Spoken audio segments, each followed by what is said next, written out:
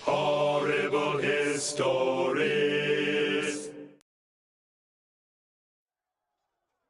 We are here today near the banks of the Jordan River, where the Israelites have fought and completely routed the Midianites. It's rather a surprising turnaround for the Israelites, who have been under the rule of the Midianites for 7 years. And it seems that the Israelites who have been led by one man, Gideon, who is also known by the name Jerubbaal. Excuse me, can you tell us what happened here? Yeah, we trounced the Midianites with only 300 men. It was awesome. Only 300 men against the might of the Midianites? How is that possible? Dude, you've got to ask Gideon. He's the one who ran the whole show. Excuse me, Gideon. I believe you won the battle with only 300 men? That seems a little unbelievable.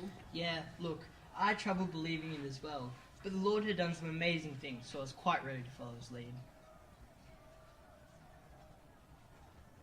So what happened?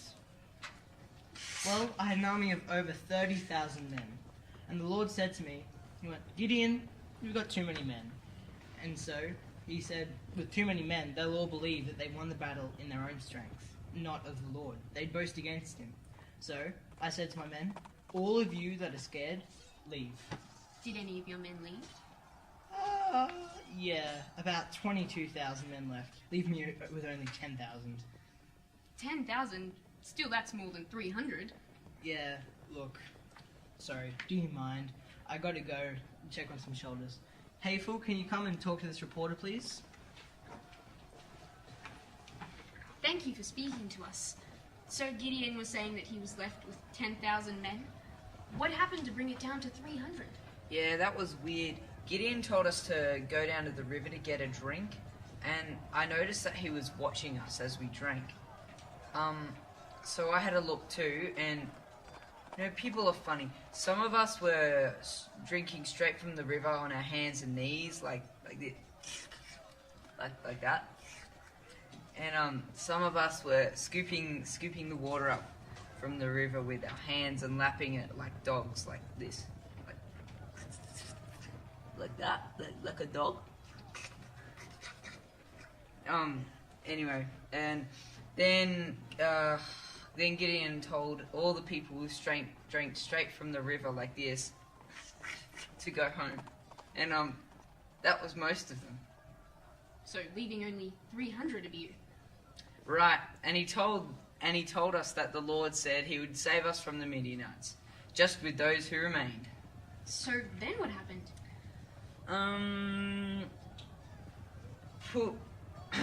Purah, Gideon's servant, can probably tell you the next bit better, because he was with Gideon. Purah, over here. Tell him what happened when Gideon was down at the Midianite camp. Well, Gideon woke me up in the middle of the night, and he told me that we were going to go down to scout out the enemy camp, and he said that the Lord told him that he was going to give it into our hands. And so we went down, and we snuck down to the camp, and we listened, and there were so many people there. There were people from Midianites and Amalekites and all these other tribes from the east, so many of them that it looked like a plague of locusts had overtaken the land. How did you feel seeing so many soldiers and knowing that you had so few? I was terrified. I was really, really scared. And but then we were sitting around the camp, and we heard this one guy telling his mate about a dream he had. And he said in his dream he saw this loaf of bread, like loaf of bread, yum, but it was like a barley loaf, and it was round, and it rolled down the hill and smashed into the tent, and it struck the Midianite tent so hard that the tent collapsed and fell to pieces. And his mate said, "Oh, that must be the sort of Gideon, that's his name, isn't it? Son of Joash, the Israelite." And he said that God had given the whole camp into his hands. That's a strange thing to hear from the enemy. What did Gideon do then? Well, first we moved away from the camp, and then we bowed down, and Gideon was worshipping God, and I think that was what he needed to hear, to give him confidence. And then we raced back to our camp, and then we woke everyone up. Yeah, that's what we did. Yeah, I remember that. Gideon came and woke us up, and he was like, "Get up! God has given the Midianite camp into our hands."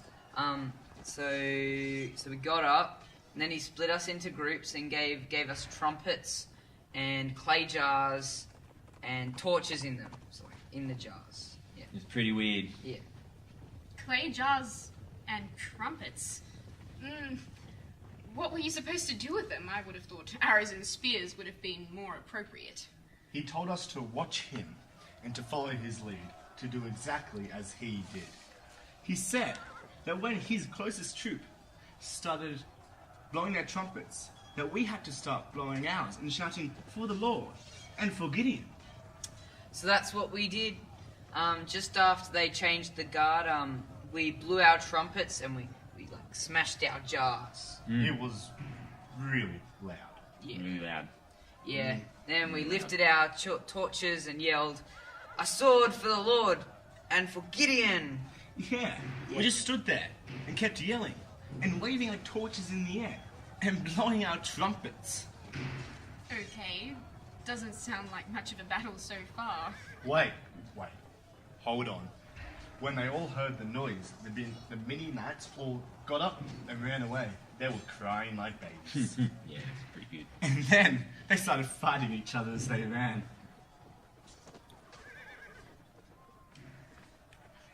Yep. So we chased them, and Gideon sent messages to all the surrounding tribes in Naphtali, Asher, Manasseh, and Ephraim to get them to come down against the Midianites, that we could win back the Jordan River. So so many men turned out. It was awesome. Yeah. Yeah. Gideon, what news?